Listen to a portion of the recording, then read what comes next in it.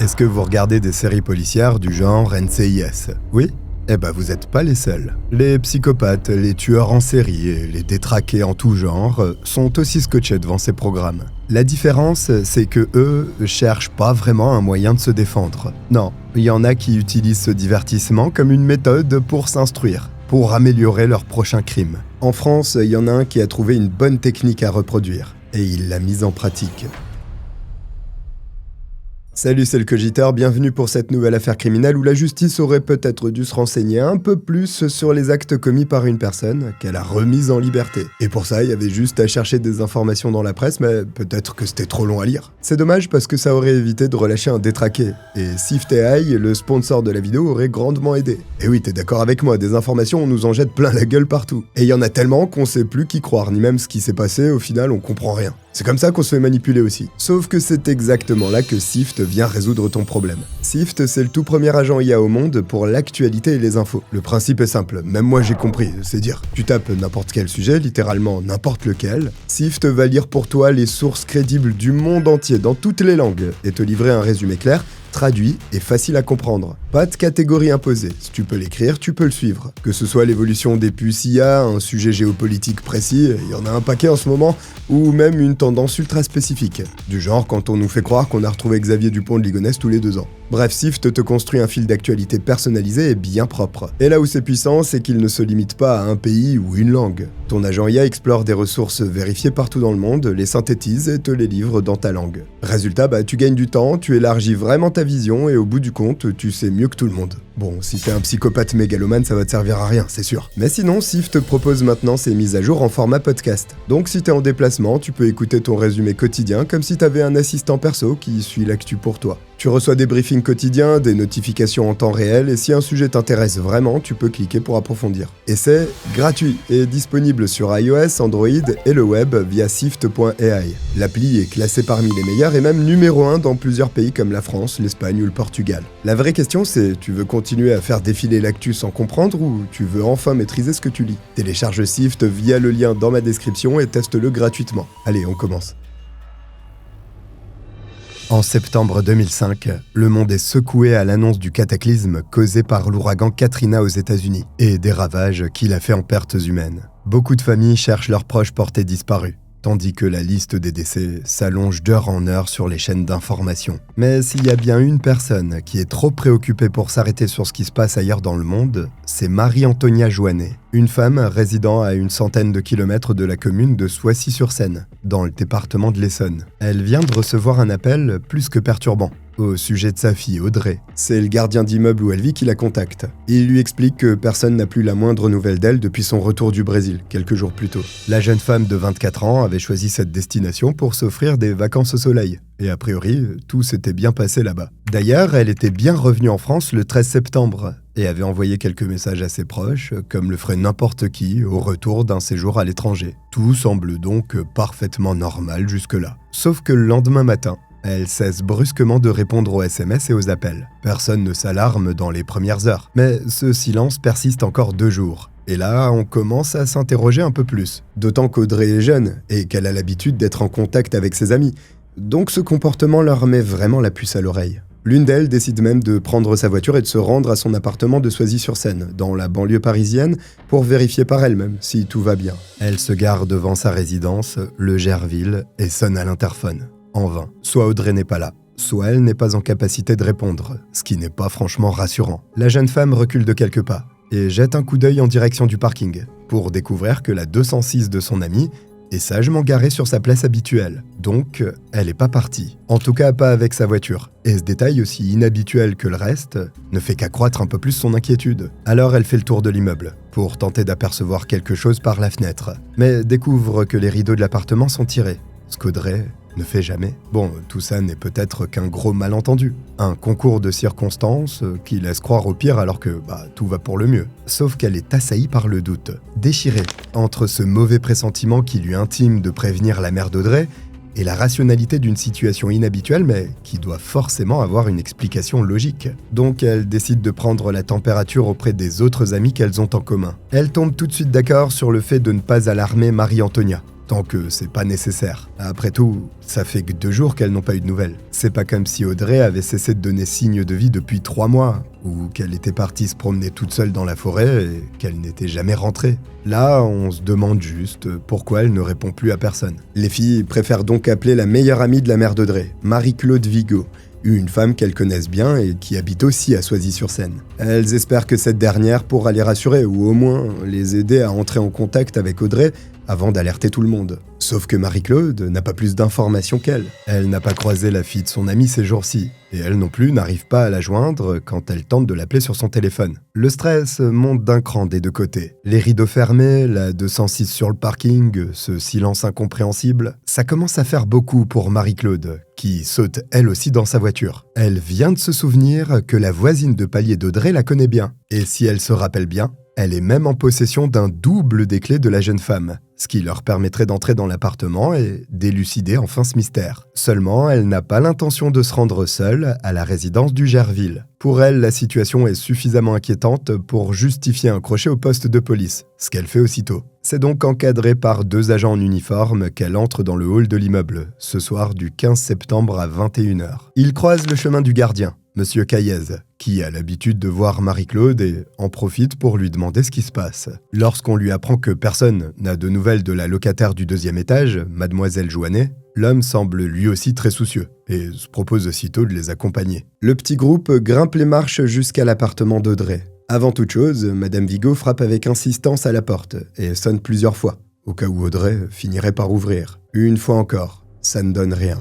On opte donc pour la solution de secours. S'adresser à la voisine qui est censée avoir gardé un jeu de clés. La vieille dame, un peu secouée par cette visite bruyante et inattendue, confirme qu'elle a bien un double des clés chez elle et va le chercher dans sa commode. Mais quand elle tend la fameuse clé à Marie-Claude, tout le monde réalise qu'il risque d'y avoir un petit souci. On peut peut-être démarrer la Xantia de Jean-Claude Convenant avec, mais clairement pas ouvrir la porte d'un appartement. Et oui, c'est une clé de voiture. Donc pas franchement utile dans ce cas. Marie-Claude est perdue. Elle était pourtant quasiment certaine que cette voisine avait le bon trousseau et comprend pas bien ce qui a pu se passer. À moins que la dame âgée les ait perdus, puis confondus avec celle qu'elle leur a présentée. Bon, de toute façon, le résultat est le même. La porte restera fermée. Et oui, tant qu'ils n'ont pas la certitude qu'ils font face à un cas d'urgence absolue, comme quelqu'un qui appellerait au secours par exemple, les policiers n'ont pas l'autorité légale pour forcer une porte privée. En France, même les portes ont des droits. Dans ce cas, ça s'apparenterait à de la violation de domicile. Autant dire que personne ne pourra faire quoi que ce soit ce soir. Pour les forces de l'ordre, Audrey est une jeune femme qui ne répond pas aux sollicitations de ses proches et qui n'est visiblement pas présente à son domicile. C'est tout. Alors, même s'ils peuvent comprendre que l'inquiétude monte, ils informent Marie-Claude du fait que la meilleure chose à faire est d'attendre, tout simplement. Mais Jean-Luc Caillez, le concierge, a quand même une idée. Écrire un mot à l'attention d'Audrey et le scotcher sur la porte d'entrée, pour lui demander de joindre la police municipale dès son retour, et rassurer ses proches. Oui, mais si elle est dedans. Oh Jean-Luc, on se réveille! Mais bon, c'est une idée que tout le monde approuve, faute de ne pouvoir faire mieux pour le moment. Monsieur Caillez écrit ces quelques mots sur un morceau de papier. Y inscrit aussi son numéro après avoir signé « Le Gardien » et le fixe bien en vue sur la porte. À ce moment précis, personne ne pense encore que cette histoire d'absence inexpliquée puisse se terminer en drame. Pourtant, le pire s'est déjà produit, et le ou la coupable suit de très près l'avancée de l'affaire. Le lendemain matin, le mot est toujours accroché sur la porte de l'appartement et Audrey n'a encore contacté personne. Malgré ça, Marie-Claude hésite encore à avertir Marie-Antonia, la mère d'Audrey. Tout comme ses amis, elle ne veut pas l'inquiéter pour rien. Franchement, moi, au bout de 2 heures, j'aurais déjà appelé le GIGN. Bon, pour le gardien de l'immeuble, il est plus que temps d'informer Madame Joannet de la situation. Elle préférera sûrement stresser en apportant son aide plutôt que de ne jamais savoir que tout le monde cherche sa fille partout. Après tout, c'est sa mère. Elle a donc le droit de savoir ce qui se passe. D'ailleurs, qui sait si elle ne sait pas elle-même où se trouve Audrey? Et puis, si quelqu'un a bien un vrai double des clés, c'est elle. Elle habitait cet appartement avant d'aller s'installer avec son compagnon à une centaine de kilomètres de là. Et elle a conservé son propre trousseau puisque le logement lui appartient. Jean-Luc Caillez prend donc les devants et appelle Marie-Antonia. Comme il est aussi très inquiet, il ne passe pas par 4 chemins. et explique tout de suite à la maman de la jeune femme que personne n'a vu ni eu de nouvelles d'Audrey depuis maintenant 3 jours. Et aussi que ses amis commencent à se faire un sang d'encre. Son interlocutrice est plus que surprise. Elle demande au gardien s'il est bien certain que sa fille n'est pas chez elle. Ce à quoi il répond tout de suite que non, puisqu'ils sont plusieurs à avoir essayé de frapper et de sonner à sa porte, sans réponse. Et effectivement, lorsqu'elle essaie à son tour de la joindre par téléphone, personne ne décroche. Le portable d'Audrey semble sonner indéfiniment dans le vide. Marie-Antonia fait alors ce que toute mère digne de ce nom ferait dans ce cas. Elle prend sa voiture et parcourt la centaine de kilomètres qui la séparent de Soisy. Armée de la clé, elle ouvre enfin la porte du logement qu'occupe sa fille et entre à l'intérieur, accompagné de Jean-Luc Caillez. Bon c'était pas si compliqué. Un premier tour des lieux permet à la mère d'Audrey de confirmer qu'elle ne se trouve pas sur place. Hormis ça, rien de particulier ne lui saute aux yeux. Si ce n'est la table du salon, qui est étrangement positionnée de travers. Enfin, maintenant qu'elle s'y attarde un peu plus, Marie-Antonia trouve quand même que l'appartement est plutôt en désordre, avec cette vaisselle qui traîne, les valises du voyage au Brésil qui n'ont pas été défaites et l'ordinateur branché sur le canapé. Ça, c'est pas dans les habitudes de sa fille. Pour essayer d'en savoir plus, elle a l'idée de contacter la banque afin de savoir si Audrey a utilisé son compte ces derniers jours. La réponse du conseiller est claire. Aucun mouvement d'argent depuis le 13 septembre. Le jour précis où elle a cessé tout contact avec ses proches. Marie-Antonia sent tout doucement la panique gonfler dans sa poitrine lorsqu'elle raccroche le téléphone. Si sa fille n'a ni retiré d'argent, ni utilisé sa carte bancaire, et qu'elle n'est pas rentrée chez elle depuis 3 jours, alors où est-elle? Comment mange-t-elle? Où dort-elle? Et pourquoi est-ce qu'elle ne répond à personne? Au fond, elle sait bien que ce genre de comportement n'est pas du tout dans ses habitudes. Mais c'est difficile de se l'avouer quand on sait ce que ça signifie. Accepter le fait qu'elle a bel et bien disparu, désemparée et complètement perdue. Elle appelle Bernard, son compagnon resté chez eux, et fond en larmes au téléphone. Il tente de la rassurer comme il peut en relevant le fait que, visiblement, aucun élément ne laisse encore envisager le pire. Certes, la table du salon est un peu déplacée et l'appartement est légèrement en désordre, mais peut-être qu'Audrey est simplement partie précipitamment, parce qu'elle était en retard pour rejoindre une amie quelque part. Oui, mais le problème, c'est que ça fait déjà 3 jours. La mère d'Audrey est bouleversée, n'arrive pas à retrouver son calme. Évidemment, elle pense à prévenir la police pour signaler officiellement cette disparition et bénéficier de l'aide des forces de l'ordre, mais elle entend d'ici le discours qu'on lui tiendra au poste. Mademoiselle Joannet est majeure. Elle a le droit de disparaître pendant 3 jours si elle en a envie. Pour elle, le plus important est donc de rester sur place pour être là quand sa fille rentrera. Peu importe où elle se trouve en ce moment. Son conjoint comprend tout à fait ce besoin, et la rejoint même à Soisy pour qu'elle ne reste pas seule. Le couple s'apprête donc à passer une première nuit d'attente et d'angoisse dans l'appartement désespérément vide, le regard vissé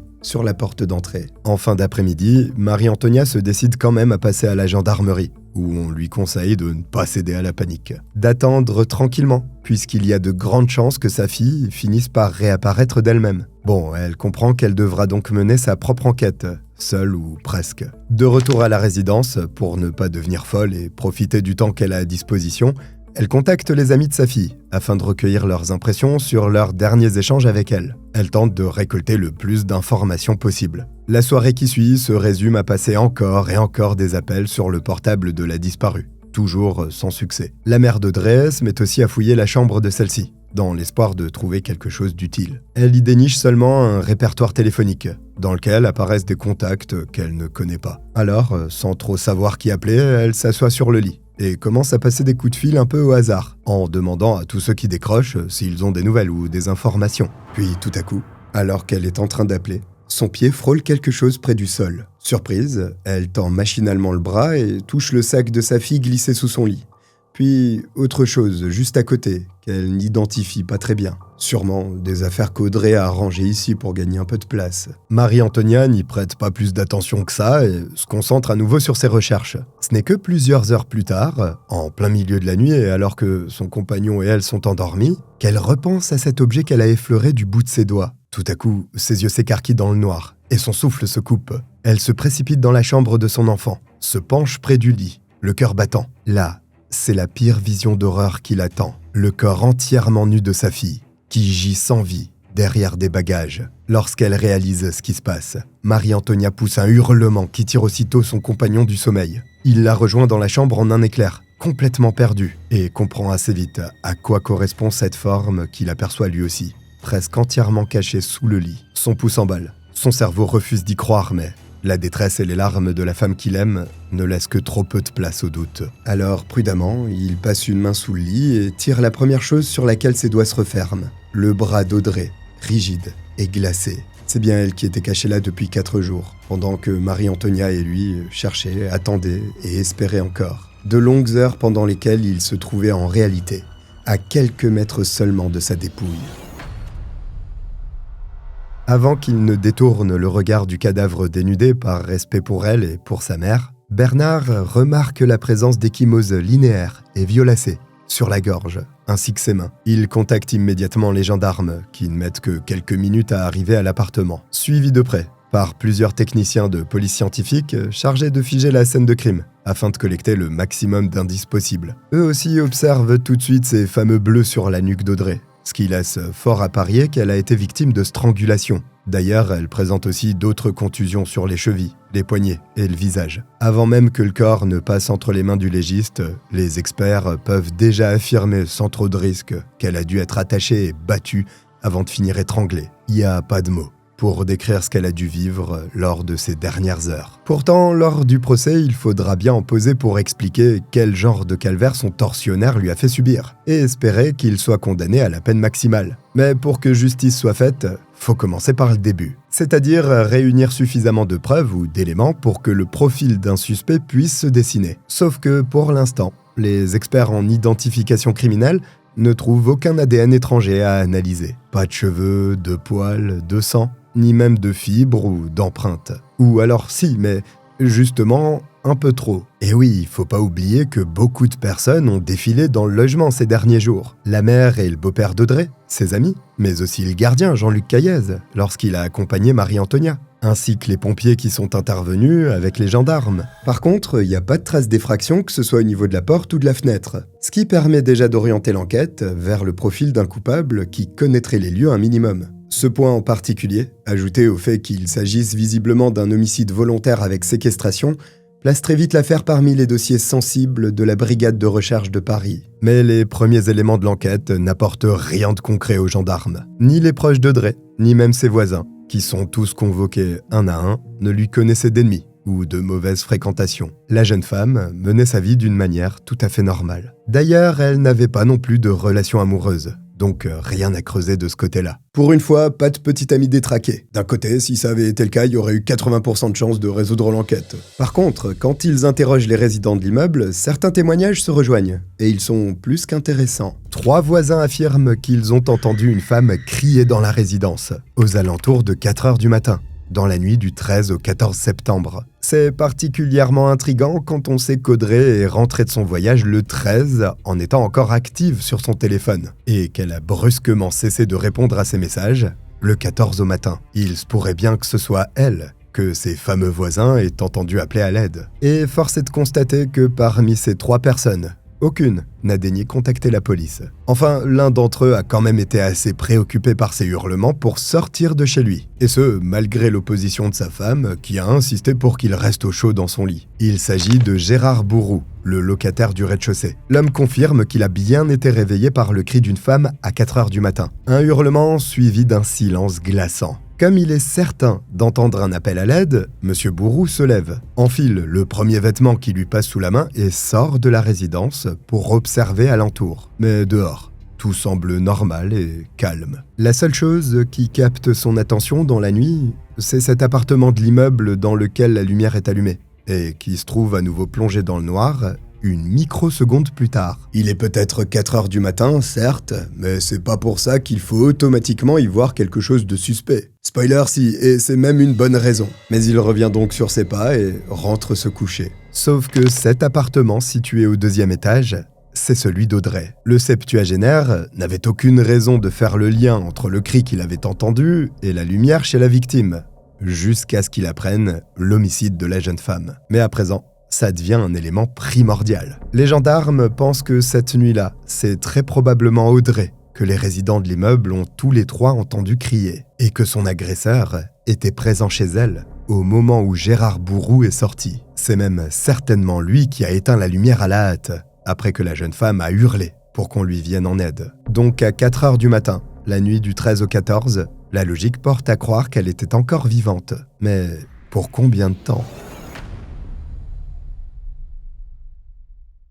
Gérard Bourroux, le témoin du rez-de-chaussée, vient de livrer un récit poignant. D'ailleurs, il est lui-même dans un état de culpabilité intense, puisqu'il s'en veut terriblement de ne pas avoir été plus loin, de ne pas avoir été frappé à la porte d'Audrey ou même tout simplement d'avoir prévenu la police. Mais contrairement à d'autres, il peut au moins se féliciter de ne pas être resté passif. Il s'apprête à quitter les locaux de la gendarmerie, sans savoir si son témoignage sera d'une grande aide pour l'enquête. Mais un dernier détail, sans importance, lui revient en mémoire avant qu'il ne parte. Le lendemain matin, il se souvient avoir évoqué cet incident avec le gardien de l'immeuble, Jean-Luc Caillez, chez qui il est allé sonner. Il voulait savoir si lui aussi avait entendu ce cri, qui avait forcément réveillé d'autres personnes que lui. Seulement, le concierge lui a répondu avec étonnement qu'il n'avait rien entendu de tel, ni aucun écho à ce sujet. Il avait l'air plutôt inquiet de savoir que quelqu'un était peut-être dans une situation de détresse sans qu'il ne s'en soit rendu compte. Et c'est pour cette raison qu'il a même été jusqu'à interroger tous les voisins pour savoir si d'autres avaient été témoins de la même chose. Lorsqu'il a recroisé le locataire du rez-de-chaussée, Jean-Luc lui a fait part du résultat de sa petite enquête. Il a certainement fait un mauvais rêve, parce que aucun de ses voisins ne se souvient de ce fameux cri. Ensuite, il lui a demandé ce qu'il fumait parce que ça avait l'air d'être de la bonne. Non bon, ça c'est moi qui l'invente. Par contre, quelques jours plus tard, 2 autres résidents censés ne rien avoir entendu affirme le contraire. Et puis, c'est bizarre que le concierge n'ait pas mentionné ce fait devant les gendarmes. Il collabore pleinement avec eux depuis le début. Il fait tout ce qu'il peut pour se rendre utile dans cette enquête. Il renseigne les forces de l'ordre sur les habitudes de chaque habitant de la résidence. Et on sent bien qu'il est investi à 100% pour tenter de coincer le coupable de ce meurtre odieux. D'ailleurs, il est toujours présent quand quelqu'un s'affaire autour de l'immeuble, que ce soit les enquêteurs, la police scientifique ou même les proches d'Audrey. Un peu comme si tout ce qui concernait l'assassinat de la jeune femme l'impactait personnellement. Et plus ils y réfléchissent, plus les gendarmes trouvent justement qu'il est un peu trop impliqué. C'est soit un concierge exceptionnel qui compte sur les étrennes, soit un homme qui a tout intérêt à être aux premières loges pour suivre l'avancement de l'enquête. Mais contre toute attente, il va lui-même éclairer la lanterne des militaires, avant qu'il n'ait le temps de creuser davantage. 2 jours après la découverte du corps d'Audrey, Jean-Luc, qui observe comme d'habitude leur manège devant l'immeuble, interpelle l'un d'eux au moment où il passe devant sa loge. Il a quelque chose à lui dire. Je vous la fais courte. Il est dans le pétrin et il sait que ça va bientôt lui retomber dessus. Les yeux dans les yeux. Il avoue aux gendarmes que son ADN est présent partout dans l'appartement d'Audrey. Et même s'il explique ça par le fait qu'il était venu l'aider à se débarrasser de guêpes un peu envahissantes, il craint que ça puisse lui attirer des problèmes dans le cadre de l'enquête. Ah, et puis qu'ils ne s'inquiètent pas quand ils rentreront son nom dans leur fichier, parce qu'il va apparaître dans une histoire de condamnation pour agression sexuelle. Enfin, plusieurs histoires en fait. Et oui, le gardien de l'immeuble est un violeur multirécidiviste. Un détail que tous ignoraient bien évidemment. Des enquêteurs jusqu'aux locataires de la résidence. Donc, pour résumer, on est sur le point de découvrir que c'est le suspect idéal. Mais bon, faut pas se fier aux apparences, hein. Tout simplement parce que c'est pas lui le coupable. Bon, il a raison sur un point.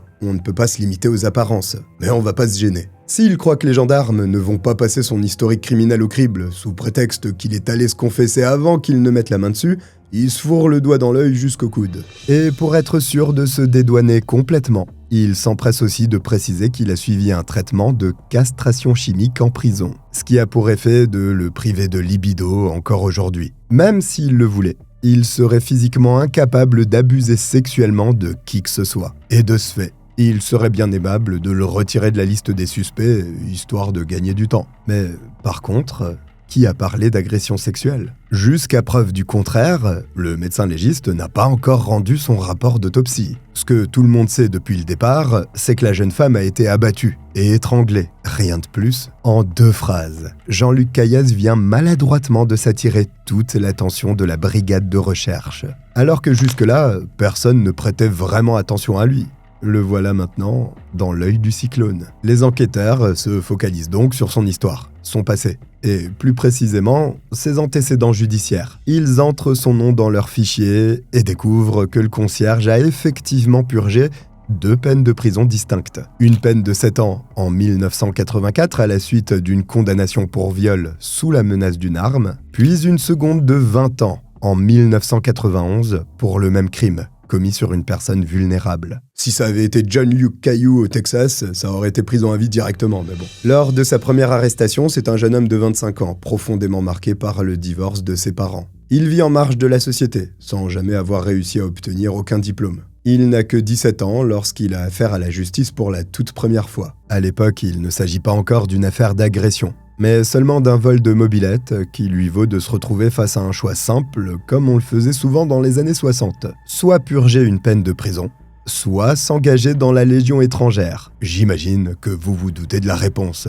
Il s'engage dans la Légion. Pour autant, il déserte 2 fois de suite et se remet à commettre des petits délits jusqu'en 1983, où il passe sur des faits d'une toute autre gravité. Cette année-là, il s'en prend à une passante à Grigny, dans l'Essonne, qu'il conduit dans un bois en la menaçant avec un fusil à canon scié. Après l'agression, il l'emmène chez lui et passe un certain temps à lui montrer ses nombreux tatouages. Mais il lui donne aussi son nom, son prénom et son adresse avant de la relâcher. Forcément, ce génie du crime n'a pas à attendre longtemps avant d'être interpellé par la police, auprès de qui il avoue rapidement les faits, qu'il ne peut de toute façon pas contester. Lors de la procédure, différentes expertises psychologiques sont effectuées, afin de vérifier s'il est atteint de troubles mentaux et d'établir un risque de récidive potentiel. Et voici ce qui ressort des analyses de l'époque.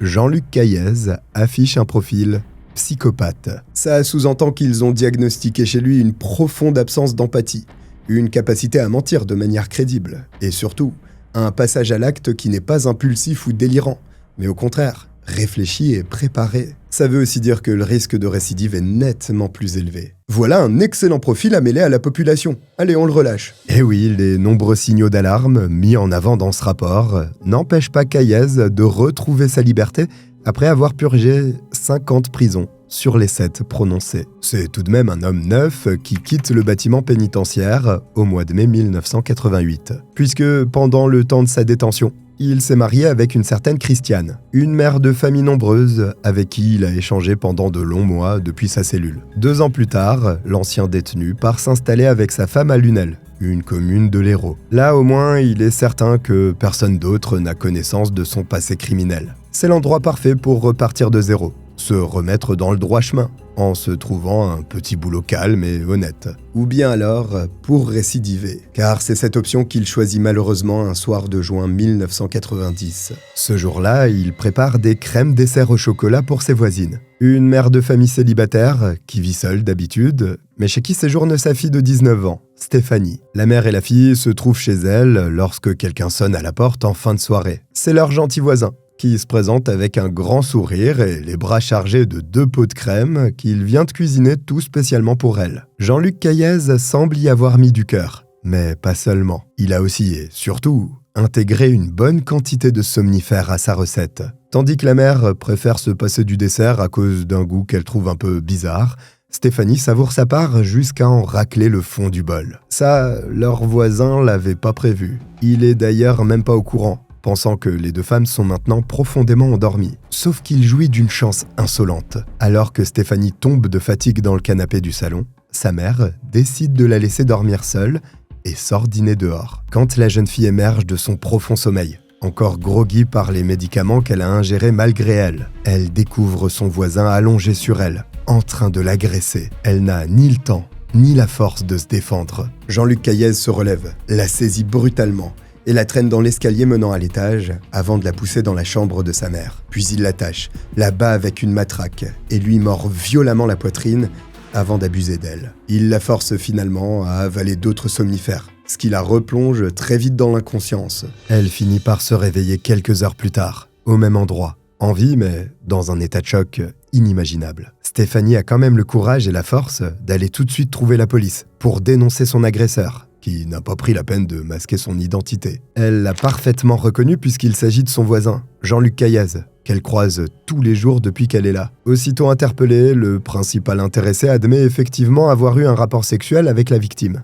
Il reconnaît aussi qu'il a confectionné les crèmes au chocolat pour les 2 femmes, mais nie totalement y avoir ajouté des somnifères. Et encore plus s'en être pris à la jeune fille de 19 ans. Sauf que, vérification faite, la matraque ayant servi à frapper Stéphanie ainsi que la cordelette utilisée pour lui attacher les poignets sont bien trouvées à son domicile. Et les preuves deviennent incroyablement nombreuses au fil des heures qui suivent. En plus de ça, la police n'est pas sans savoir qu'il a déjà effectué une peine de prison pour des faits tout aussi graves quelques années plus tôt. Caillez ne peut pas jouer la comédie plus longtemps. Il se retrouve donc sous le coup d'une nouvelle inculpation pour agression sexuelle. Il a le droit à un nouveau rapport d'expertise face à des psychiatres, devant qui il s'indigne férocement. Bien sûr qu'il a récidivé, mais c'est parce que la justice ne l'a pas empêché de recommencer et ne lui a jamais fourni le moindre traitement pour soigner ses pulsions. Bon, il marque un point là. En tout cas, le constat est très clair pour les experts. Il est tout simplement incurable. La cour d'assises de l'Hérault le condamne donc en décembre 1991 à purger une peine de 20 ans de prison,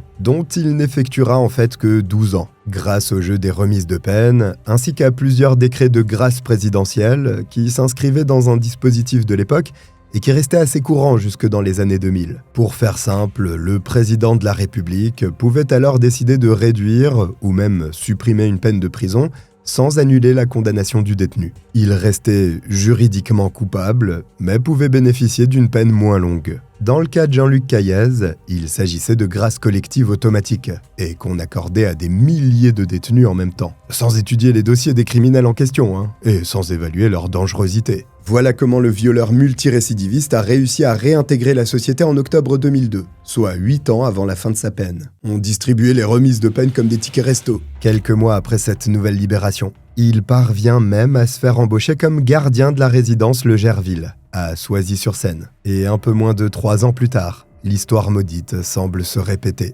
L'une de ses voisines est agressée. La différence cette fois-ci, c'est qu'elle n'est plus en vie pour aller porter plainte à la police et dénoncer le coupable. Mais après avoir méthodiquement épluché le dossier qu'ils ont entre les mains, les gendarmes de la brigade de recherche parviennent malgré tout à une conclusion unanime. L'assassin d'Audrey Joannet se nomme Jean-Luc Caillez.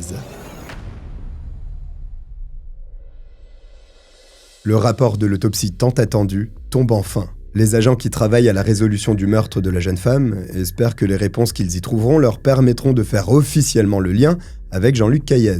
Ils apprennent tout d'abord, sans trop de surprise, que le légiste a bien trouvé des traces d'agression sexuelle sur le corps de la victime, ce qui pointe déjà le concierge du doigt. Et puis l'expert confirme aussi que son décès a été provoqué par un étranglement avec une corde. C'est un objet qu'on peut trouver partout, mais hasard ou non, c'est aussi ce que le suspect avait utilisé lorsqu'il s'en était pris à sa jeune voisine de l'Hérault, des années plus tôt. Les points communs ne s'arrêtent pas là. Comme Stéphanie, Audrey semble avoir subi un véritable passage à tabac. Les traces de coups et lésions sont visibles sur tout son corps, ainsi qu'au niveau de sa tête, où le médecin légiste constate qu'elle a subi des coups extrêmement violents. Seulement, ces similitudes ont beau être plus que troublantes et incriminantes, si on prend en compte le passé de récidiviste de Caillez, elles ne sont pas encore suffisantes. Ce dont les gendarmes ont besoin, ce sont des preuves ADN. Et ça tombe bien, puisqu'on a retrouvé du liquide séminal dans le vagin et la bouche d'Audrey, en quantité suffisante pour qu'un prélèvement et une analyse soient effectués. Cette découverte est inespérée,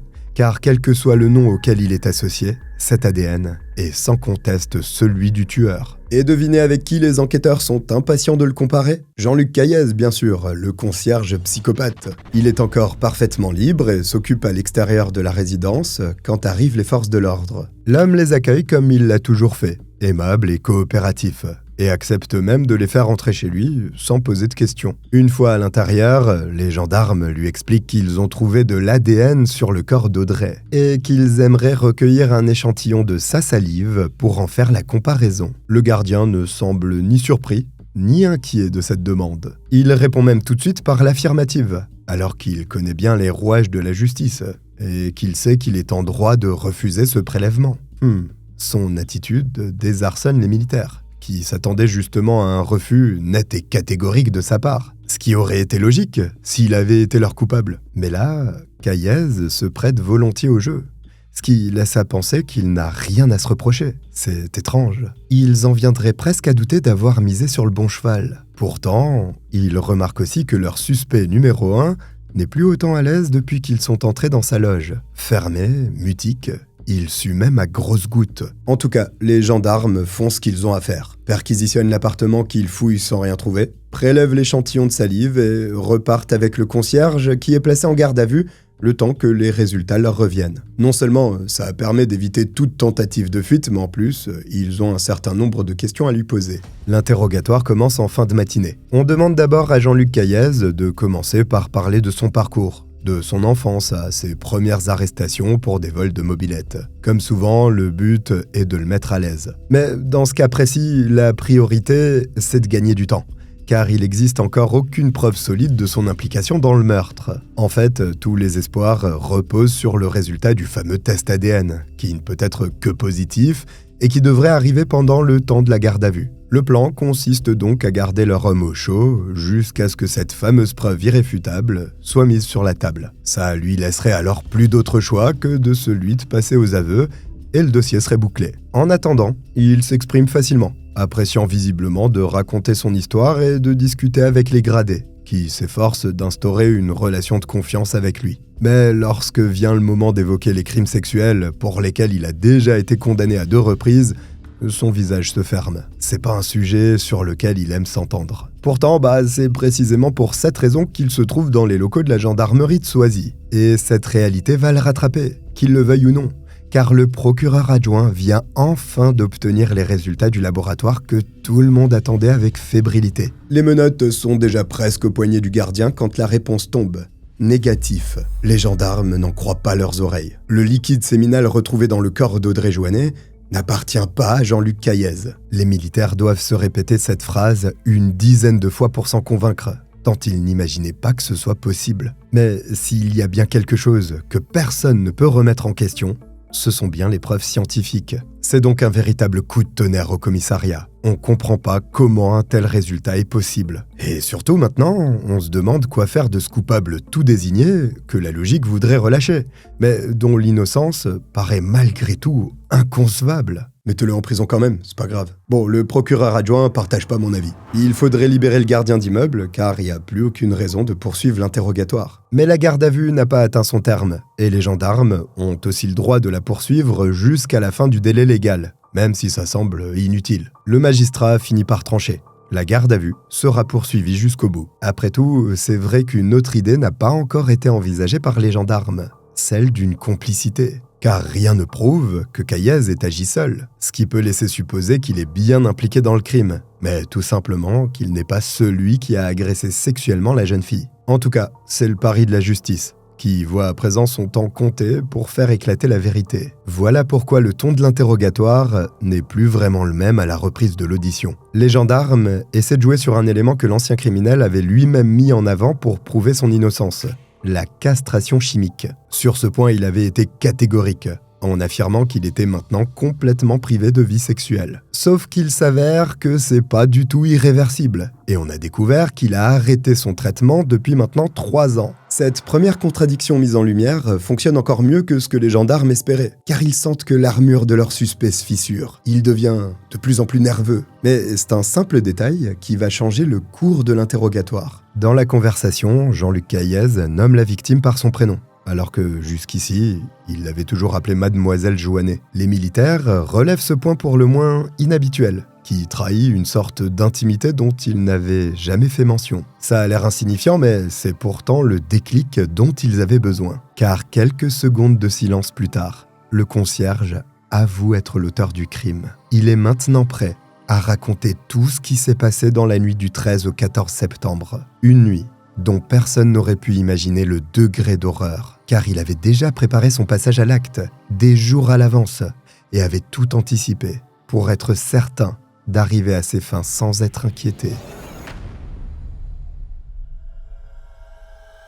Il est presque 4 heures du matin le 13 septembre, quand le gardien décide de passer à l'action et de monter les quelques marches qui le séparent de l'appartement d'Audrey. Il est en possession de la clé, qu'il a volée quelque temps plus tôt à la dame âgée du palier d'en face, et pense l'utiliser pour entrer discrètement dans le logement. Sauf qu'Audrey a enclenché le verrou de sécurité. Réveillée par le bruit de la serrure, elle s'avance prudemment vers sa porte, en alerte. Mais quand elle comprend que c'est son concierge qui est là, un homme gentil et serviable qu'elle croise tous les jours, elle lui ouvre en toute confiance. Seulement, Jean-Luc Caillez n'est pas là pour un problème logistique. Il porte des gants, une cagoule, et a aussi pris son fusil à canon scié. Ce soir, Il veut soumettre sa voisine à tous ses fantasmes. Cette jolie blonde, qui éveille et agite tous ses démons à chaque fois qu'il la voit dans le hall d'entrée, sera entièrement à lui pour les prochaines heures, juste parce qu'il l'a décrété. Alors, au moment où la porte s'entr'ouvre, il ne lui laisse pas le temps de réaliser ce qui se passe. Il pénètre dans l'appartement d'un violent coup d'épaule, en poussant Audrey par la même occasion, qui lâche un hurlement de terreur. C'est à cet instant précis que le locataire du rez-de-chaussée, Gérard Bourroux, se réveille à son tour et sort faire le tour de la résidence. De son côté, Caillez s'assure que sa victime ne fasse plus le moindre bruit, en la menaçant avec son arme. Puis il l'oblige à se rendre dans la chambre et exige qu'elle se déshabille et lui impose une fellation, allongée avec elle sur le lit. À ce stade du récit, les gendarmes s'attendent à ce que le coupable mentionne l'acte sexuel complet, puis le meurtre. Sauf que le calvaire d'Audrey a duré bien plus longtemps que ça. Et c'est un détail au sujet duquel le gardien éprouve une certaine fierté. Il raconte que sur les coups de 6 heures du matin, il ordonne à la jeune femme de se rhabiller et de descendre avec lui dans sa loge. La première chose qu'il fait alors, c'est de la pousser sous la douche pour lui raser les poils pubiens. C'est là, derrière ses volets et sa porte close, qu'il va abuser d'elle toute la journée du 15 septembre. Les locataires de l'immeuble continuent à mener leur train-train quotidien, sans se douter une seule seconde des atrocités qui se déroulent chez leur concierge. Pourtant, dans la journée, l'un des habitants s'inquiète tellement de ne pas avoir croisé Jean-Luc Caillez comme d'habitude, qu'il fait venir les pompiers, pensant que l'homme a peut-être fait un malaise chez lui. Évidemment, le gardien finit par se montrer, ce qui rassure aussitôt les secours. À cette heure-ci, Audrey est encore vivante, mais assommée par une forte dose de médicaments et donc incapable d'appeler à l'aide. Le psychopathe a donc tout le loisir de faire ce que bon lui semble de sa nouvelle victime, sans être dérangé à nouveau. Il ne parle pas précisément de ce qu'il lui fait subir, jusqu'à ce qu'il décide d'en finir. Il est alors près de 17 heures. Audrey est ligotée sur une chaise, entièrement nue. Jean-Luc Caillez va chercher une cordelette dans une autre pièce, qu'il passe autour de la gorge de la jeune femme, avant de serrer le plus fort possible. De son propre aveu face aux gendarmes, la mise à mort dure une éternité. Il va même jusqu'à admettre que ça a été atroce. Une fois la nuit tombée, il la traîne dans les escaliers jusqu'au 2e étage, entre de nouveau dans son appartement, et cache le cadavre sous le lit. D'accord, mais qu'en est-il du viol alors? Car dans tout ça, il n'a jamais mentionné ce moment, alors que l'expert légiste a bien été formel à ce sujet. Le concierge explique qu'il ne s'agissait en réalité que d'une mise en scène imaginée par ses soins, dans le but de tromper les autorités. Après le meurtre, il se serait muni d'un concombre trouvé dans sa cuisine, pour infliger des lésions au corps d'Audrey. Son intention ? Être sûr que l'autopsie conclurait à une agression sexuelle. Partant du principe qu'il ne pouvait pas commettre d'acte de cette nature suite à sa castration chimique, il pensait que ce serait suffisant pour le mettre hors de cause. C'était sans compter le fait que cette histoire de traitement ne tenait pas debout. Il reste encore à soulever un point essentiel dans cette histoire, le liquide séminal appartenant à quelqu'un d'autre qui a été retrouvé sur la jeune femme. Là aussi, Jean-Luc Caillez a une explication sensée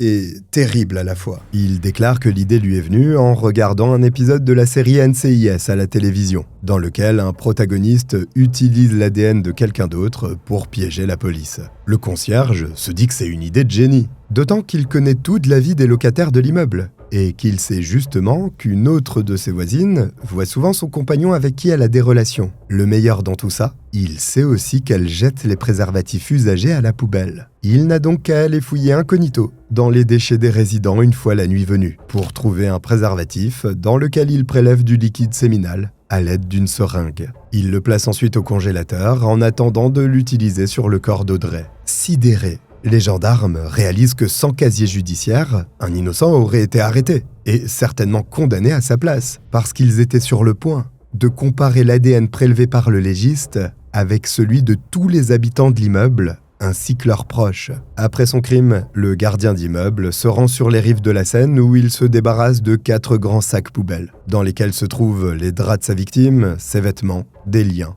ainsi que des préservatifs. Il n'a plus qu'à attendre que Marie-Antonia ou qui que ce soit d'autre trouve le corps, et que la justice fasse son travail en interpellant le mauvais coupable. Et à ce sujet, il consent même à faire une fleur aux gendarmes. Pour ça, il les invite à retourner chez lui, où il leur demande de fouiller l'intérieur d'une gaine d'aération située dans la salle de bain. Dissimulé au fond du conduit, se trouve un second préservatif usagé qu'il avait mis de côté, en vue de commettre un autre crime. Il confie même aux gendarmes qu'il est soulagé d'avoir été arrêté avant qu'il ne récidive à nouveau. En parlant de récidive, une véritable vague d'indignation se soulève lorsque l'affaire est rendue publique par les médias. Justement à cause du profil extrêmement dangereux de l'accusé multirécidiviste, qui a été relâché 2 fois dans la nature, sans le moindre suivi. Le fait est qu'il est tragiquement passé entre les mailles du filet à cause d'une simple histoire de date. Et oui, les dispositifs de suivi judiciaire ont été adoptés en 1998, soit 2 ans après les 2 condamnations de Jean-Luc Caillez,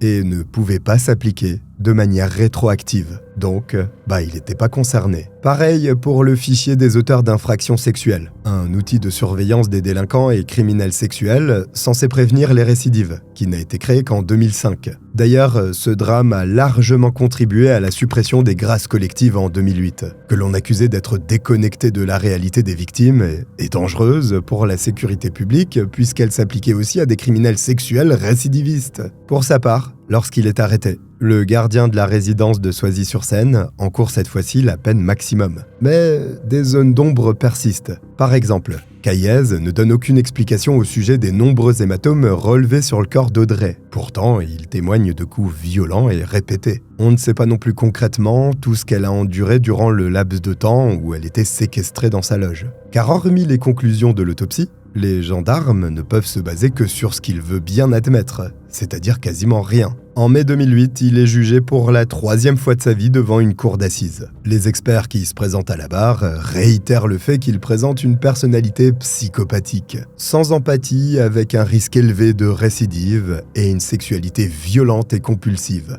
Mais pour toute défense, l'accusé persiste et signe avec froideur et détachement. La justice n'a jamais rien fait pour le soigner et l'empêcher d'agir. Ce qui, pour le coup, est enfin pris en compte. Il est condamné à la réclusion criminelle à perpétuité, assorti d'une période de sûreté de 22 ans, et purge donc encore sa peine aujourd'hui. Et même si les chances de le voir de nouveau dans la nature sont plutôt faibles, il faut savoir qu'il aura tout de même le droit de faire une demande de libération conditionnelle à partir de 2030. Jamais 203, comme dirait l'autre. Mais vous savez, il n'y a pas qu'en France où un multirécidiviste peut commettre des actes aussi horribles. Ça me rappelle l'affaire de la famille Savopoulos que je vous ai racontée. Si vous l'avez vu, vous voyez de quoi je parle, et si c'est pas le cas, accrochez-vous bien. On est arrivé au bout de cette affaire criminelle, n'oubliez pas de télécharger votre agent IA SIFT pour l'actualité.